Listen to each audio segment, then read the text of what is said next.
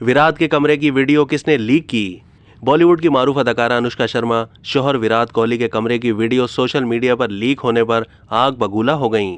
कहा कि माजी में इस तरह की कुछ वाकयात का तजर्बा किया है जहां मद्दाहों ने अपनी हद पार की, लेकिन ये सबसे ज्यादा बुरी चीज है। ये सरासर गलत हरकत और इंसानी हुकूक की खिलाफ वर्जी है। ये भी कहा कि जो भी ये देखने के बाद सोच रहा है कि सेलिब्रिटी हो तो ये सब कुछ डील करना पड़ेगा, तो उनको ये मालूम होना चाहिए कि आप भी इस मसले का हिस्सा हैं। अपने आप पर काबू रखने के लिए कुछ इकदामात करें। अगर ये सब आपके बेडरूम में होता तो फिर क्या होता? दूसरी जानिब साबिक भारतीय कप्तान विराट कोहली अपने होटल रूम की वीडियो सोशल मीडिया पर लीक होने पर तैश में आ गए। विराट ने कहा कि मैं समझता हूं कि शायकीन अपने पसंदीदा खिलाड़ियों को देखकर बहुत खुश और उनसे मिलने के लिए पुरजोश होते हैं, और मैंने हमेशा इस चीज़ की तारीफ भी की है।